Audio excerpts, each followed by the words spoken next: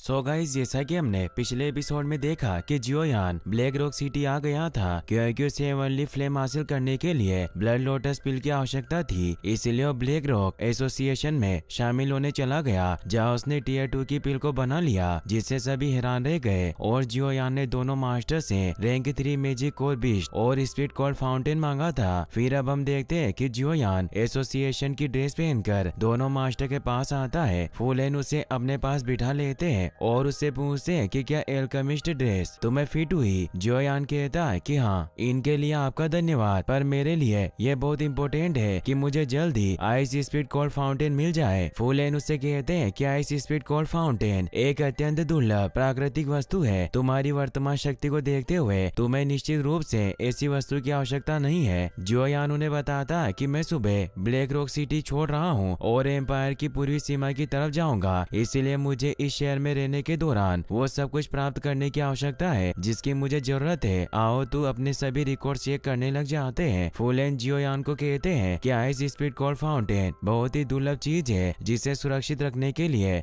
Store करना बहुत ही मुश्किल है। मुझे याद है कि एक टीयर 4 एल्केमिस्ट बहुत भाग्यशाली था जो एक एक्सट्रीमली कोल्ड लोकेशन में पहुंचा। उसे वहां कुछ आइस स्पीड कोल्ड फाउंटेन मिले, लेकिन अनुचित स्टोरेज के कारण वो सभी सफेद धुएं में बदल गए। फुलेन जियोयान को बताते हैं कि मैंने जियामा साम्राज्य के सभी ट्रेड रिकॉर्ड चेक किए, पर मुझे आइस स्पीड कोल्ड फाउंटेन का कहीं जिक्र नहीं मिला। जियोयान उन्हें कहता कि क्या आप में से कोई भी ऐसे व्यक्ति को जानता है जिसके पास ये हो सकता है ताकि मैं उसे उच्च कीमत पर खरीद सकूं। दोनों मास्टर कहते हैं कि ऐसा कोई नहीं है। फुलेन बताते हैं कि आइस स्पीड कोल्ड फाउंटेन कोई ऐसी वस्तु नहीं है जिससे केवल सोने के सिक्कों में मापा जा सके, इसीलिए अगर किसी के पास ये होगा भी तो उससे व्यापार करना बहुत कठिन होगा। जियोयान कहता है कि अगर ऐसी बात है तो अब मैं आपसे विदा लूंगा और वहाँ से जाने लगता है। तो आओ तो उसे रोकते हैं क्योंकि किसी ऐसे व्यक्ति को जानते थे जिसके पास ये हो सकता है और उसे उसके पास ले जाने के लिए निकल जाते हैं। वो जियोयान को बताते हैं कि मैं वास्तव में नहीं चाहता था कि तुम उस आदमी के साथ ट्रेड करो। जियोयान कहता है कि आप किस आदमी की बात कर रहे हैं, क्या आप कृपया मुझे विस्तार से बताएंगे। आओ तो उसे एक पुराने घर के पास ले आते हैं और जियोयान को बताते हैं कि जब हम अंदर जाएंगे तो तुम ध्यानपूर्वक मुझे फॉलो करना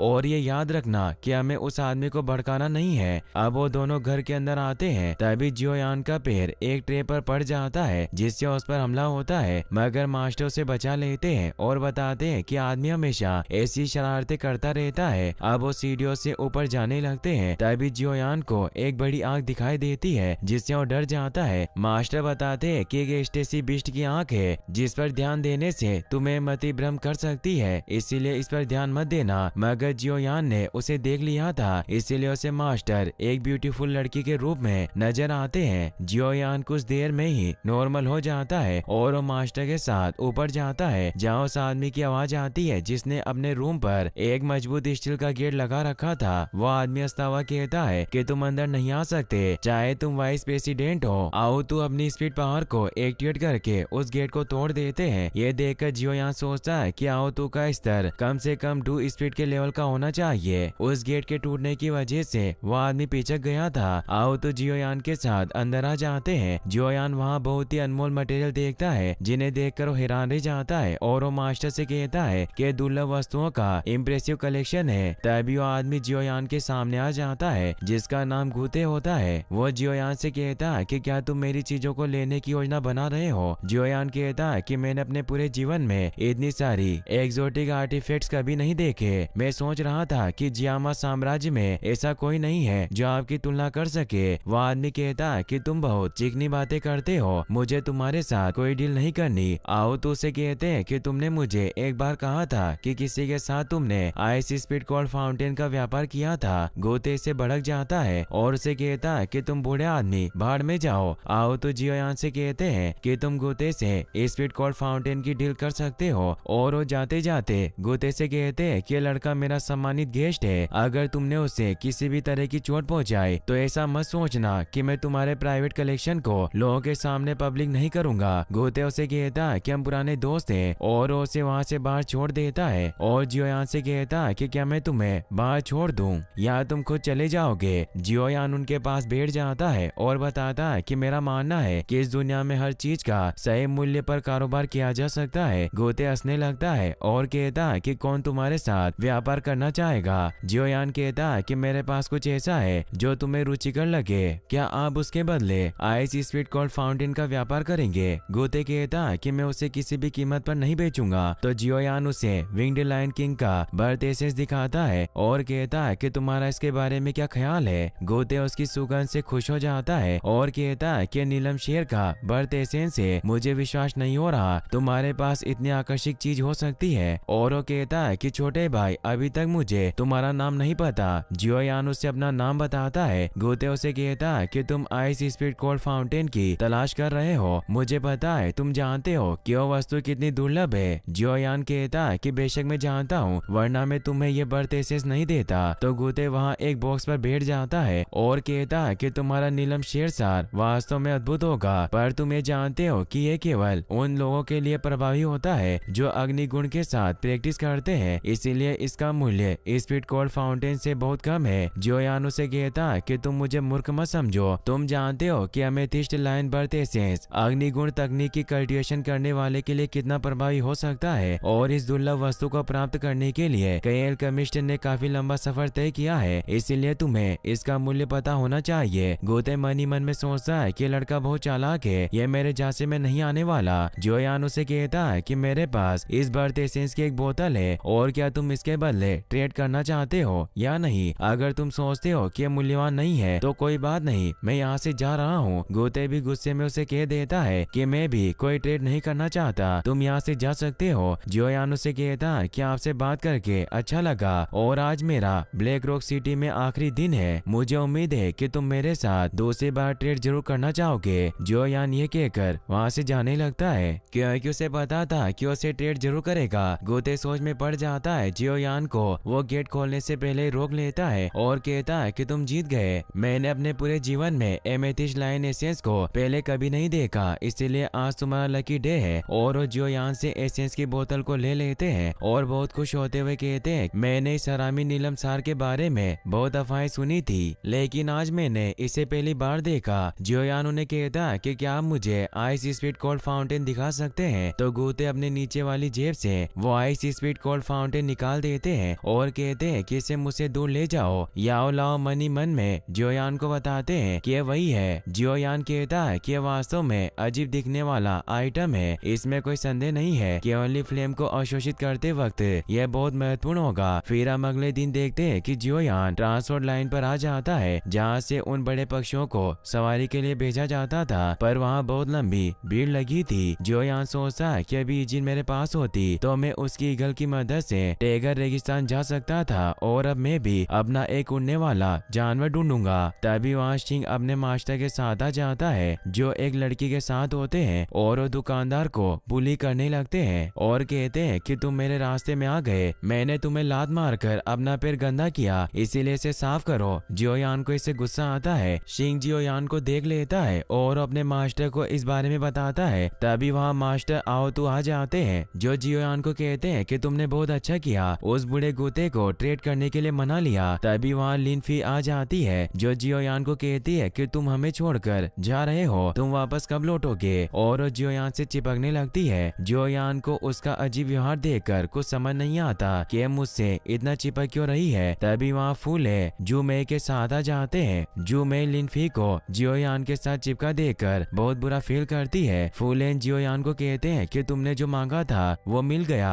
और उसे रैंक 3 मैजिक बीस्ट कोड देते हैं। जियोयान कहता है कि आपका बहुत बहुत धन्यवाद। मास्टर कहते हैं कि इसकी कोई जरूरत नहीं है, 6 महीने में हमारी कैपिटल के भीतर एक एल्केमिस्ट सम्मेलन का आयोजित किया जाएगा, क्या तुम इसमें भाग लेने के लिए इंटरेस्टेड हो? ये जियामा साम्राज्य के लिए एक बड़ा इवेंट है, यहाँ तक कि कॉन्टिनेंट के कई साम्राज्यों से भी कुछ एल्केमिस्ट यहाँ इवेंट में शामिल होंगे, इसीलिए इस इवेंट को मिस करना शर्म की बात होगी। जियोयान कहता है कि अगर मैं उस समय फ्री रहूंगा तो मैं आकर जरूर देखूंगा। आओ तो जियोयान से पूछते हैं कि तुम अभी यहाँ क्या कर रहे हो? इस साम्राज्य का नियम है कि एल्केमिस्ट फ्री हवाई यात्रा और विशेष सेवाओं के हकदार है, और उसे अपने पीछे आने को कहते हैं। जियोयान जाने से पहले सभी को धन्यवाद देता है। लीफी जियोयान से कहती है कि वापस जरूर आना। फिर हम देखते हैं कि जियोयान उस बड़े से पक्षी पर बने होटल में होता है और वो टेगर रेगिस्तान की तरफ निकल गया था। तभी जियोयान को उस जहाज में शिप और उसका मास्टर भी दिखाई देता है, मगर वो उन पर जहाँ ध्यान नहीं देता। फिर हम देखते हैं कि जियोयान अपने मास्टर के साथ रूफ पर बैठा हुआ था और अब उन्हें सफर करते हुए 2 दिन हो गए थे। इसलिए वो मास्टर से कहता है कि टेकर रेगिस्तान कितनी दूर है, मगर मास्टर ध्यान में होते हैं, वो उसका जवाब नहीं देते। जियोयान उनके पास जाकर कहता है कि अब हमारे पास ब्लड लोटस पिल को बनाने के लिए सभी इंग्रेडिएंट हैं और हमारी यात्रा भी काफी लंबी होगी। तो मास्टर कहते हैं कि क्या तुम चाहते हो कि मैं अभी ब्लड लोटस पिल बनाऊं? जियोयान कहता है कि अच्छा रहेगा, क्योंकि आपने कहा है कि अगर हम भाग्यशाली हैं तो हम अचानक एक स्वर्गीय लोक के सामने आ सकते हैं। मास्टर बताते हैं कि ब्लड लोटस पिल टियर 5 की हाई ग्रेड एल्केमिस्ट पिल है, इसे बनाने में काफी समय लगेगा। जियोयान कहता है कि मुझे जहाँ तक पता है पूरे जियामा साम्राज्य में गुहे द पिल किंग ही ऐसे व्यक्ति हैं जो टियर 5 की पिल बना सकते हैं। तो मास्टर कहते हैं कि हम अभी से बनाना शुरू करेंगे और दोनों रूम में आ जाते हैं जहाँ जियोयान सभी इंग्रेडिएंट को टेबल पर रख देता है। तभी वहाँ से शिंग गुजरने लगता है, इसीलिए जियोयान दरवाजे को बंद कर देता है। याओ लाओ जियोयान को बताते हैं कि तुम्हें पिल बनाते हुए मुझे करीब से देखना होगा, जिससे तुम्हारे फ्यूचर के लिए ये बहुत फायदेमंद होगा। तो जियोयान वहीं बैठ जाता है और मास्टर अब उन इंग्रेडिएंट की मदद से ब्लड लोटस पिल बनाने लग जाते हैं। फिर हम देखते हैं कि कुछ दिनों बाद वो टेगर रेगिस्तान की सीमा में पहुंच गए थे और मास्टर ने काफी हद तक पिल को बना लिया था। जियोयान के हाथ पैर दर्द करने लगते हैं और वो सोचता है कि मास्टर 2.5 दिन से अपनी हेवनली फ्लेम का यूज कर रहे हैं। अगर एक नॉर्मल पिल रिफाइनर इस गोली को बनाना चाहता तो उसे 10 दिन से भी ज्यादा का समय लगेगा। तभी याओ लाओ आँख खोल लेते हैं और उसे बताते हैं कि पिल बनकर लगभग तैयार है। तो जियोयान एक बोतल को बाहर निकाल लेता है। तभी उस पिल की वजह से एक बड़ा धमाका होता है, चारों ओर एक एनर्जी फैल जाती है, जिससे शिप पर मौजूद मास्टर को पता चल जाता है कोई टियर 5 पिल बना रहा है। मास्टर जियोयान से कहते हैं कि तुम्हें गेट की रखवाली करनी होगी, मुझे इस पिल को फिनिश करने में कुछ और वक्त चाहिए। जियोयान बाहर आकर खड़ा हो जाता है। शिंग अपने मास्टर के साथ वहाँ जाता है। वहाँ कोंग नाम का एक और मास्टर आता है जो भी उस पिल को हासिल करना चाहता था। शिंग जियोयान से कहता है कि हमें पता है कि तुमने गुते से कोई मूल्यवान चीज खरीदी, तुम कोई खास पिल बना रहे हो। शिंग के मास्टर जियोयान से कहते हैं कि अभी तुम्हारे कमरे से ऊर्जा का विस्फोट हुआ, हम सभी हजारों मीटर ऊपर हवा में है, अगर शिप को कुछ हुआ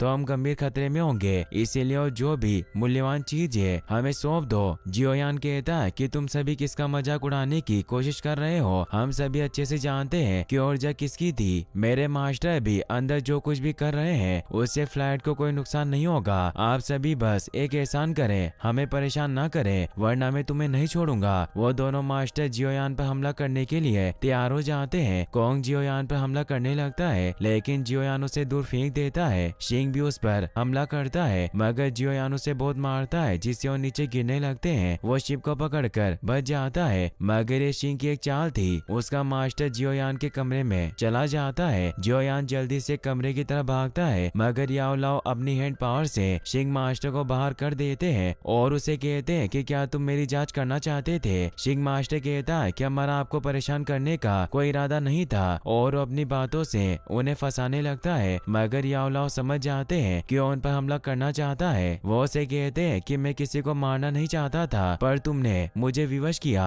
और अपनी फ्लेम पावर से उसे राग में बदल देते हैं। जियोयान सोचता है कि ओनली फ्लेम की पावर बहुत ज्यादा है। शिंग मास्टर डू ग्रैंड मास्टर था, मगर फिर भी वह आसानी से फ्लेम से खत्म हो गया और कोई आश्चर्य नहीं है कि बहुत से लोग हेवनली फ्लेम को पाने के लिए बेताब है। कोंग शिंग को ऊपर लाता है और से कहता है कि हमारा एकमात्र मौका है, इसीलिए तुम जियोयान पर हमला करो। शिंग जैसे ही उसकी तरफ बढ़ता है तो कोंग धोखे से उसे मार देता है और वो याओ लाओ से कहता है कि मैं आपका सेवक बनना चाहता हूँ, और वो गिड़गिड़ाने लगता है। याओ लाओ जियोयान को ब्लड लोटस पिल देते हैं और कहते हैं कि मुझे कोंग के जैसा नौकर नहीं चाहिए, ये दुनिया एक खतरनाक जगह है, यहाँ ऐसे कई लोग हैं जो दुष्ट हैं, अगर हमने जल्दी निर्णय नहीं लिया तो हमारे साथ विश्वासघात हो सकता है। जियोयान समझ जाता है कि कोंग उन्हें धोखा देगा। तभी कोंग जियोयान पर हमला करने लगता है, मगर मास्टर उसे खत्म कर देते हैं, जिससे एक बड़ा ब्लास्ट होता है। और इसी के साथ ये एपिसोड यहीं पर खत्म हो जाता है। गाइस, अगर आप इसका नेक्स्ट पार्ट भी जल्दी देखना चाहते हैं तो इस वीडियो को लाइक करने के साथ साथ चैनल को सब्सक्राइब जरूर कर लें। Thanks for watching.